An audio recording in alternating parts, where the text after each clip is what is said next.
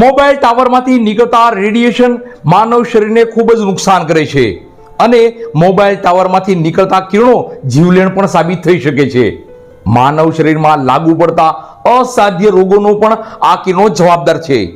ત્યારે મહુવા શહેરના એક રહેણાંકી વિસ્તારમાં મોબાઈલ ટાવર નખાઈ રહ્યો છે તેનો વિરોધ થવા પામ્યો હતો અને મોબાઈલ ટાવરના વિરોધમાં મહુવા પ્રાંત અધિકારી શ્રીને આવેદનપત્ર પણ આપવામાં આવ્યું હતું.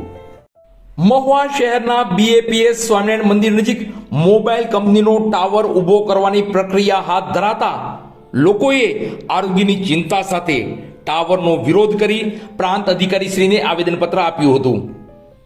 માનવ શરીરમાં અસંખ્ય રોગો પ્રવેશી રહ્યા છે અને અસંખ્ય રોગો માનવ શરીરમાં થવાના અનેકો કારણ પણ હોઈ શકે છે અને તેમાંનું એક કારણ મોબાઈલ કંપનીના ટાવરના રેડિયેશનથી માનવ શરીરમાં મટી ન શકે તેવા રોગો ઉદ્ભવી રહ્યા છે. ત્યારે આવા ટાવરના રેડિયેશન અને ટાવરનો વિરોધ મહુવા શહેરમાં થઈ રહ્યો છે. મહુવા શહેરના BAPS સ્વામિનારાયણ મંદિર નજીક મોબાઈલ કંપનીનો એક ટાવર ઊભો કરાઈ રહ્યો છે અને જો આ ટાવર ઊભો થઈ જશે તો તેના રેડિયેશનથી ટાવરમાંથી નીકળતા જીવલેણ કિરણોથી આજુબાજુના રહીશોને આરોગ્ય સંબંધિત ઘણી જ તકલીફ પડશે. આ ટાવર અને તેના રેડિયેશનથી બાળકો વૃદ્ધોને જીવવું પણ અસહ્ય થશે તેવું મેડિકલ સાયન્સ કહી રહ્યું છે.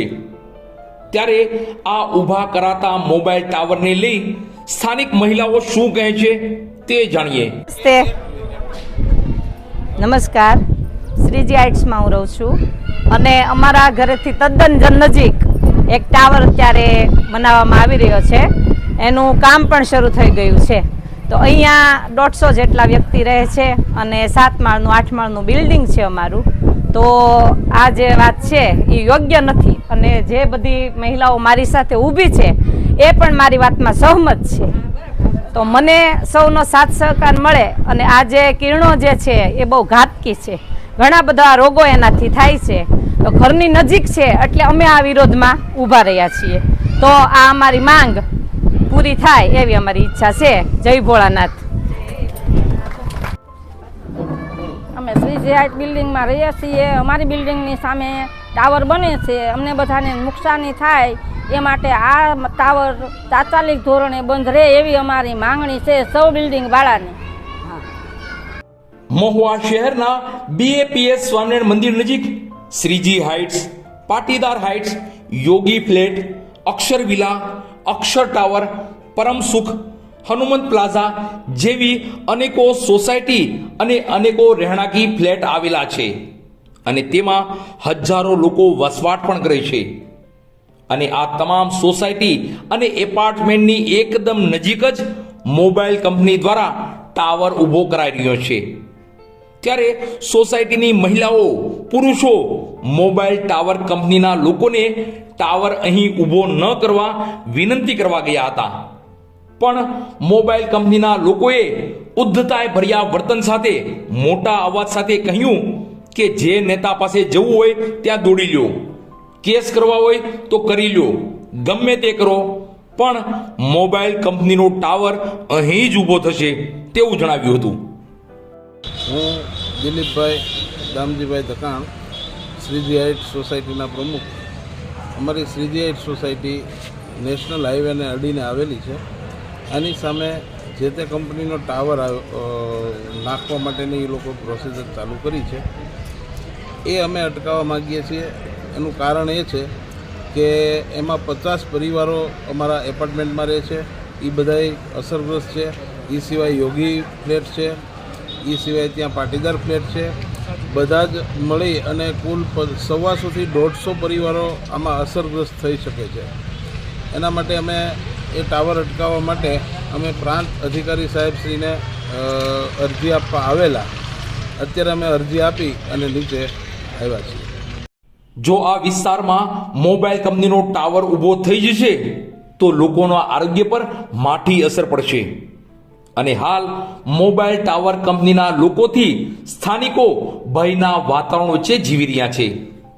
ત્યારે આ તમામ બાબતોને લઈ મહુવા શહેરના જાણીતા એડવોકેટ ગુણવંત આહિર શું કહે છે તે જોઈએ. ગુણવંત આહિર એડવોકેટ. આજરોજ શ્રીજી હાઇટ્સ સોસાયટી અને તેની બાજુની અન્ય સોસાયટીના લોકોના એક રિપ્રેઝેન્ટેટિવ તરીકે ભારતીય નાગરિક સુરક્ષા સંહિતાની કલમ 152, 154 અને 162 હેઠળ જાહેર ત્રાસદાયક કૃત્યને અટકાવવાની સત્તા અને હકુમત પ્રાંત અધિકારીશ્રીને હોય. આ બાબતે શ્રીજી હાઇટ્સની બાજુમાં હમણાં જ તાજેતરમાં કોઈ કંપનીનો મોબાઈલ ટાવર ઇન્સ્ટોલ થવા જઈ રહ્યો છે, એનું કામ ચાલુ છે. સોસાયટીના રહીશો દ્વારા અનેકવાર રજૂઆત કરવામાં આવી છે, એ લોકોને પૂછવામાં આવે છે તો કોઈ સંતોષકારક જવાબ નથી આપવામાં આવ્યો. એમણે સંબંધિત વિભાગોની મંજૂરી લીધી છે કે કેમ.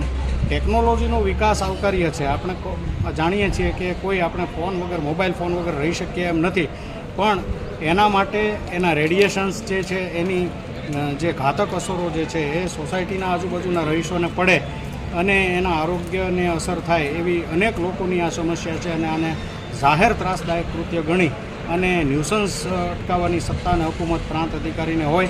બંને સોસાયટીના રહીશો તેમજ આસપાસના બીજા રહીશોની સહી સાથેનું એક વિગતવારની કાયદાના પરિપ્રેક્ષ્યમાં રહીને એક અરજી આપી છે અને એના રિપ્રેઝેન્ટેટિવ તરીકે રૂબરૂ પ્રાંત અધિકારી સાહેબને મળીને આ બધી રજૂઆત વિગતવાર કરી છે. હવે એ જોવાનું રહે કે પ્રાંત અધિકારી શ્રી દ્વારા કેટલા અંશે આ અરજીને ન્યાય આપીને લોકોના આરોગ્યને સાચવવા માટે આ જાહેર ત્રાસદાયક કૃત્યને તાત્કાલિક અસરથી હટાવે.